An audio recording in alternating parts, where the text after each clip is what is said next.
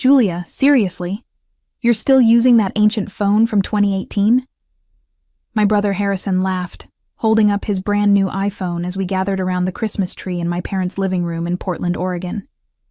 Look at this thing. It's practically a fossil. My name is Julia Thompson. I'm 28 years old, and for as long as I can remember, I've been the family disappointment. While my siblings splurged on designer clothes, luxury gadgets, and expensive dinners, I clipped coupons, shopped at thrift stores, and lived in a tiny studio apartment on the outskirts of town. What my family didn't understand was that every dollar I saved was a dollar invested in something bigger than they could imagine. It still makes calls and sends texts, I replied calmly, tucking my old phone back into my secondhand purse. That's all I need. My sister Brenda rolled her eyes dramatically, adjusting her new Cartier watch. Julia, you're 28 years old and you dress like you're shopping in our grandmother's closet. Don't you want nice things? The room fell into that familiar pattern of judgment I had grown accustomed to over the years. My mother, Margaret, sighed deeply while arranging expensive ornaments on the tree. Honestly, Julia, it's embarrassing sometimes. When people ask about my daughters, Brenda works in marketing for a prestigious firm and drives a BMW. And then there's you with your part-time jobs and extreme couponing. My father, David, nodded in agreement from his leather recliner. We raised you better than this, sweetheart. There's being financially responsible, and then there's whatever this is. You act like you're living through the Great Depression. Harrison smirked as he scrolled through his expensive tablet. Remember when she brought her own tea bags to that upscale restaurant for my birthday? The waiter didn't know what to do with himself. The laughter that followed felt like tiny needles pricking my skin, but I had learned to endure it. What they couldn't see was the purpose behind every sacrifice, every moment of ridicule I endured, while they lived paycheck to paycheck despite their impressive salaries. While they accumulated debt to maintain their lifestyles, I was building something extraordinary in the quiet hours after my part-time shifts ended. I'm doing just fine, I said softly, watching as Harrison's girlfriend Kelly joined in the mockery by showing off her designer shoes that cost more than my monthly grocery budget. Little did they know that in just a few minutes, Harrison would accidentally stumble upon information that would flip their entire world upside down. The phone they mocked was about to reveal a secret that would transform their laughter into desperate pleas, and their condescension into shocked silence. The mockery continued as we moved to the dining room for dinner. Brenda made a show of photographing her expensive meal for social media while commenting on how I had brought my own bottled water instead of buying the sparkling water my mother served. Julia's always been different, Margaret explained to Kelly, Harrison's girlfriend, as if I weren't sitting right there. Even as a child, she would save her allowance instead of spending it like normal kids. We thought she'd grow out of it, but here we are. I picked at my dinner, remembering the countless nights I had worked on my project instead of socializing. While my family attended expensive concerts and took lavish vacations they couldn't afford, I spent my evenings in my tiny apartment, surrounded by coding books and my laptop, developing what would become the most successful budgeting app of the decade. The worst part is that she has a computer science degree, David added, cutting his prime rib. She could get a real job at a tech company, but instead, she works part-time at that bookstore and does freelance work. It's like she's wasting her potential. What they didn't know was that my freelance work was actually the development and maintenance of FrugalSmart, an app I had created that helped millions of people manage their finances better. The irony wasn't lost on me that my family, who desperately needed financial management, had no idea their embarrassing daughter had created the very solution to their problems. Harrison pulled out his phone to show Kelly photos from his recent ski trip to Aspen. This cost me $8,000, but you only live once, right? He glanced at me with pity. Julia probably thinks I'm crazy for spending that much on a vacation. I think you should spend your money however makes you happy, I replied honestly. What I didn't add was that his $8,000 vacation was less than what I earned in passive income each day from my app. Kelly looked at me curiously. What kind of freelance work do you do, Julia? App development, I said simply, not wanting to elaborate. The truth was too complex and too unbelievable for this crowd. Oh, like making little games? Brenda asked dismissively. That's cute. Margaret shook her head sadly. We keep hoping she'll meet a nice man with a stable career who can take care of her properly. Someone who can show her what it's like to live a little. The conversation continued around me, each comment adding to the mountain of assumptions they had built about my life. They saw my thrift store clothes and secondhand furniture and concluded I was struggling. They saw my modest lifestyle and assumed I was failing. What they couldn't see was the empire I had built from my laptop, one line of code at a time. After dinner, we gathered in the living room to exchange gifts. I watched as my family opened expensive presents they had bought for each other on credit cards they were still paying off from previous year's celebrations. My gifts, while thoughtful, were modest by comparison. Homemade cookies, a book I had found at an estate sale, and a scarf I had knitted myself. These cookies are actually really good, Harrison admitted, taking a third one. Did you use that ancient oven in your apartment? The same one, I nodded, amused by how he couldn't conceive that someone might choose to live simply rather than be forced to by circumstances. As the evening wound down, Harrison excused himself to use the bathroom. My phone, which I had left charging on the kitchen counter, buzzed with notifications. Without thinking, Harrison picked it up, probably intending to hand it to me, but the screen lit up with my banking app still open from earlier, when I had checked my account balance. I watched from the living room as his face went through a series of expressions: confusion, disbelief, and then complete shock. He stared at the screen for a long moment, his mouth slightly open, before looking toward the living room where I sat. "Julia," he called out, his voice strangely hollow. "Can you come here for a second?" The tone of his voice made everyone in the living room look up. Margaret and David exchanged glances, probably expecting Harrison to share another story about my frugal habits. Brenda continued scrolling through her phone, and Kelly looked mildly curious. I walked into the kitchen, already knowing what Harrison had seen. My banking app displayed my current account balance, $12,347,892.73. Below that were notifications about my daily earnings from Frugal Smart, my investment portfolio updates, and transfer confirmations from my business accounts. "Is this real?" Harrison whispered, holding up my phone with trembling hands. "This can't be real." I took my phone from him calmly. "What are you talking about?" "The money, Julia. There are $12 million in your account. $12 million. His voice cracked slightly. "How is that possible?" The living room had gone completely quiet. I could feel everyone's attention turning toward the kitchen, sensing that something significant was happening, but not yet understanding what. Harrison's face had gone pale. "All this time, we thought you were struggling, that you were too proud to ask for help, that you needed us to worry about you. But you're rich. You're actually rich." The moment hung in the air like a soap bubble about to burst. I could hear my mother's sharp intake of breath from the living room, could sense the shift in the atmosphere as Harrison's words sank in. This was the moment everything would change.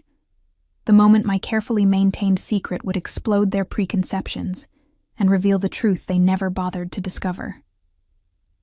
"What did you just say?" Margaret's voice cut through the silence as she appeared in the kitchen doorway, David and Brenda close behind her. The color had drained from her face as she looked between Harrison and me. Harrison held up my phone again, his hands still shaking. "Mom, Dad, you need to see this. Julia has $12 million. $12 million. The kitchen erupted into chaos. Brenda pushed past everyone to grab my phone, her eyes widening as she saw the account balance. "This has to be fake. There's no way." "Julia, is this some kind of joke app?" "Give me that," David demanded, snatching the phone from Brenda's hands. His reading glasses slipped down his nose as he studied the screen. "These numbers, These can't be real. I stood calmly in the center of the storm, watching as my family processed information that contradicted everything they believed about me. Margaret gripped the kitchen counter, her knuckles white. Julia, explain this right now. Where did this money come from? I developed an app, I said simply. It's been quite successful. An app? Harrison's voice pitched higher. What kind of app makes $12 million? A budgeting app called Frugal Smart. Maybe you've heard of it. The silence that followed was deafening. I watched as recognition dawned on their faces. Frugal Smart wasn't just any app. It was the app that had been featured on every major financial news show, the one that had disrupted the personal finance industry, the one that celebrities and financial experts recommended. Brenda's mouth fell open. You're telling me that you created Frugal Smart? The app that Oprah talked about? The one that was on the cover of Time magazine? The same one, I confirmed, taking my phone back from David's limp grasp. Margaret stumbled backward, catching herself against the wall. But you live in that tiny apartment. You shop at thrift stores. You clip coupons like some kind of person who understands the value of money, I finished. The app teaches people to live below their means, to save and invest wisely. I practice what I preach. Harrison ran his hands through his hair, pacing in the small kitchen. All this time, while we were giving you advice about getting your life together, you were sitting on $12 million? While you were laughing at my lifestyle choices and calling me an embarrassment, I corrected. Yes. David's businessman facade cracked completely. Julia, honey, if we had known... You would have treated me differently, I interrupted. Which is exactly why I didn't tell you. Kelly, who had been silent through the entire revelation, finally spoke up. So when Harrison spent $8,000 on that ski trip, you could have paid for it without even noticing? I nodded. I make more than that in daily passive income from the app. The room fell silent again as the implications sank in. Every joke about my old phone, every comment about my thrift store clothes, every expression of pity for my supposed financial situation, all of it had been based on complete ignorance of my actual circumstances.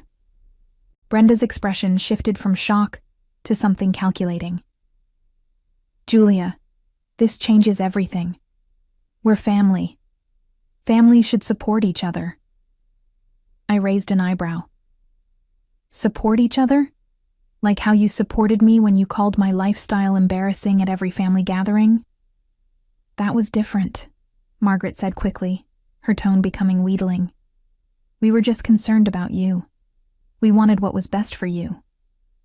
What's best for me apparently wasn't good enough for you, I replied, until you found out it came with a bank balance you approved of.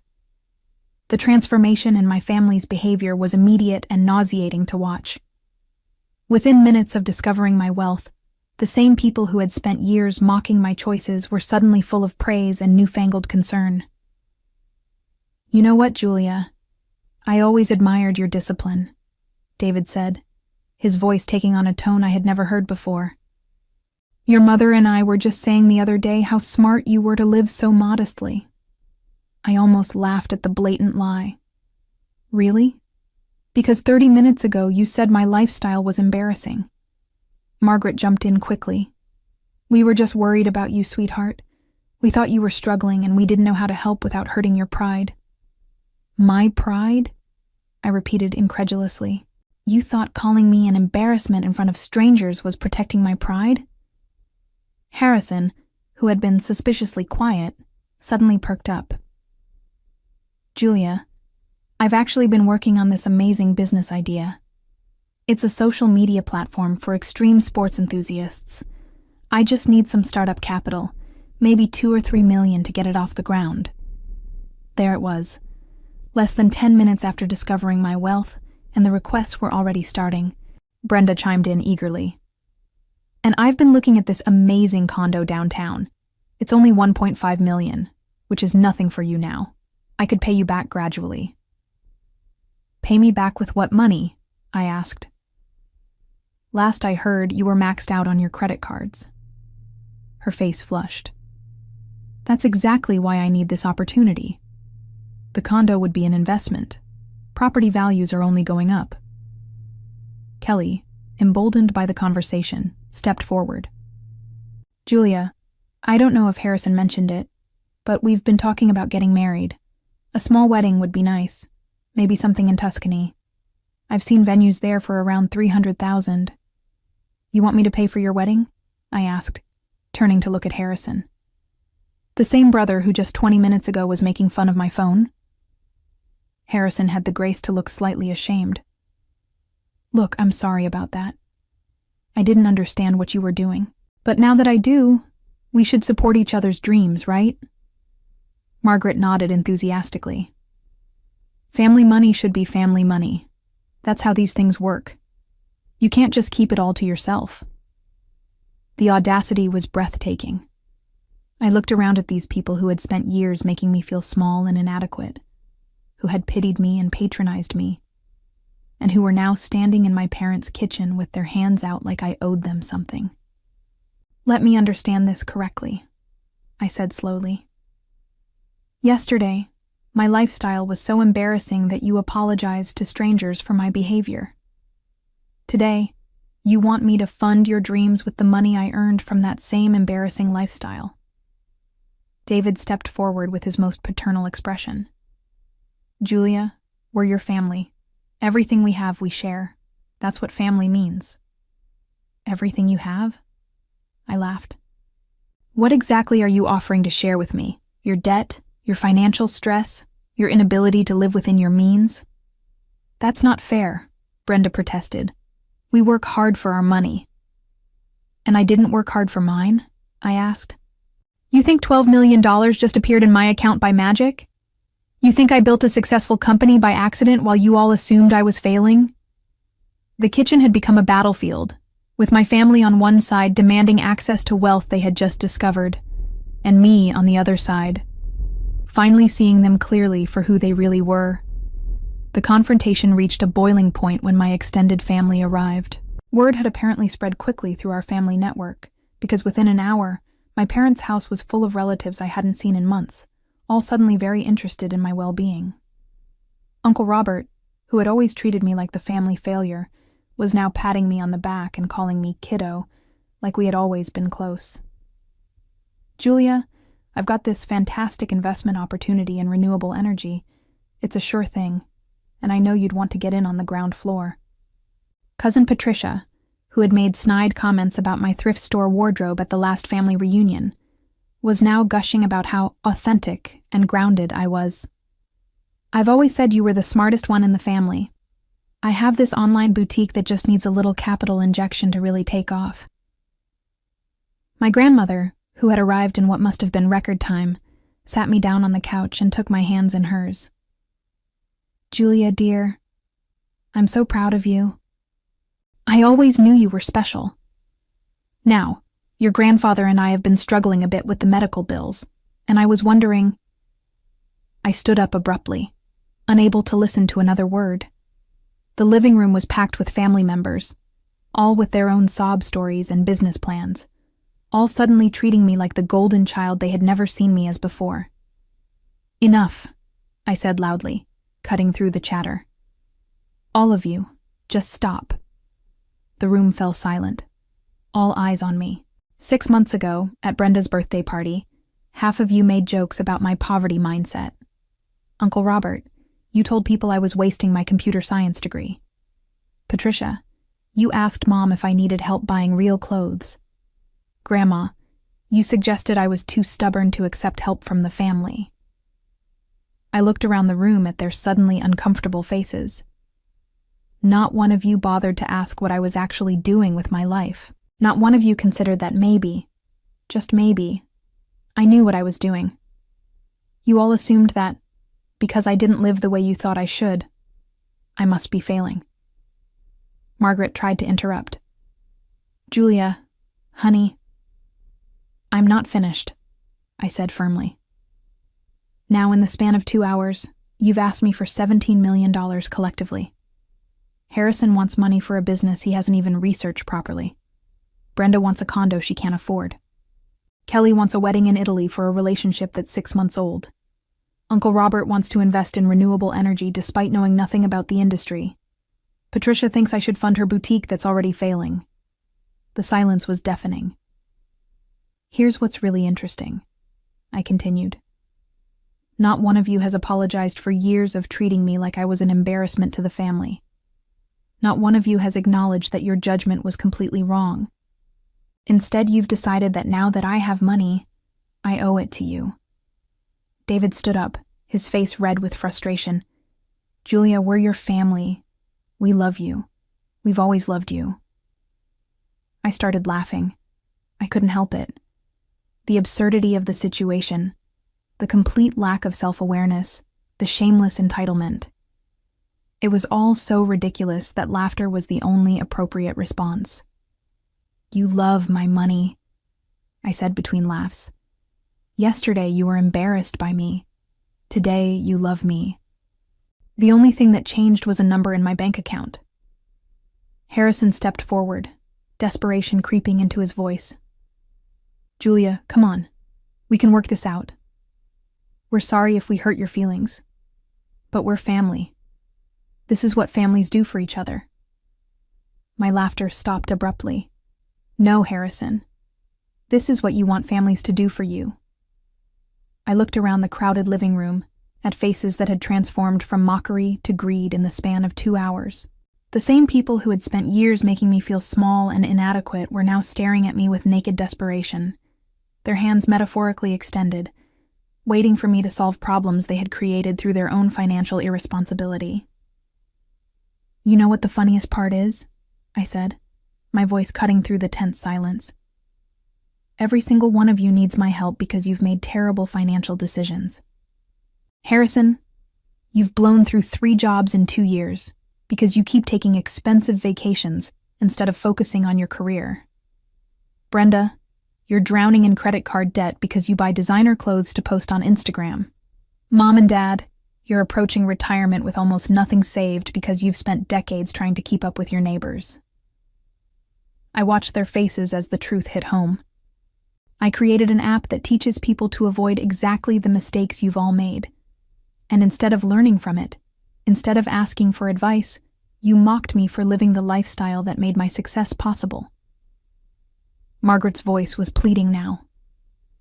Julia, we made mistakes. We can admit that. But family forgives. Family helps each other. Family respects each other, I shot back. Family doesn't spend years tearing someone down and then expect a bailout when it's convenient. I walked to the front door and opened it wide. The December air rushed in, carrying with it the scent of snow and the promise of a fresh start. Here's my final answer to all of your requests, I said, turning back to face the room full of shocked relatives. No. No to the business investments, no to the condo, no to the wedding, no to the medical bills, and no to every other hand you're going to stick out. You can't be serious, Harrison said, his voice cracking. Dead serious. The same determination you all mocked is the same determination that's going to keep my money exactly where it is, with the person who earned it. The explosion of outrage was immediate and predictable. This is ridiculous, Uncle Robert shouted, his face turning purple. You can't just hoard wealth while your family struggles. Watch me, I replied calmly. Brenda burst into tears, though I suspected they were more manipulative than genuine. Julia, I'm your sister. How can you just abandon me? The same way you abandoned me every time someone asked about your embarrassing sister, I answered. Harrison made one last desperate attempt. Julia, if you do this, you'll regret it. Family is all we have. Money doesn't last forever. I smiled at him, the same brother who had made fun of my phone just hours earlier. You're right, Harrison. Family is all we have, which is why it's so important to choose wisely. The implications of my words hung in the air. I wasn't just refusing their requests. I was cutting them off entirely. "You're making a huge mistake," David said, his voice cold with anger. "We won't forget this." "Good," I replied. "I hope you remember it every time you're tempted to judge someone based on their appearance or lifestyle choices." Patricia tried a different approach. "Julia, think about what your success could mean for the whole family. We could all be better together." "We could have been better all along," I said. "But you chose mockery over support, judgment over curiosity, and assumptions over actual conversation. That was your choice. This is mine." I gestured toward the open door. "I have work to do. My app won't manage itself, and unlike some people, I believe in earning what I have." One by one, they filed out, their faces showing various combinations of shock, anger, and disbelief. Harrison was the last to leave, pausing at the door to look back at me. "This isn't over, Julia." "Yes," I said, closing the door firmly behind him. "It is." In the months that followed, my family faced the harsh consequences of their years of poor financial decisions and cruel treatment. Harrison's attempt to launch his extreme sports social media platform failed spectacularly when investors realized he had no actual business plan beyond people like extreme sports. He burned through his remaining savings trying to convince venture capitalists to fund his half-baked idea, ultimately having to move back in with our parents when he couldn't make rent.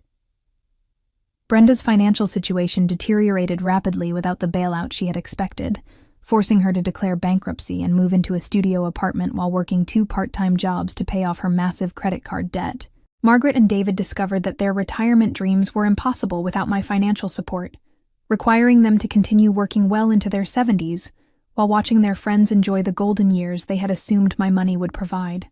The extended family members who had shown up with their hands out found themselves dealing with their own financial crises without the safety net they had taken for granted, learning too late that entitlement and poor planning make for a toxic combination. As I sat in my home office that evening, surrounded by the same modest furnishings that had once been a source of family shame, I reflected on how their mockery had ultimately strengthened my resolve and sharpened my focus on what truly mattered. The revenge wasn't in denying them money. It was in proving that the lifestyle they had ridiculed was actually the foundation of genuine success and happiness.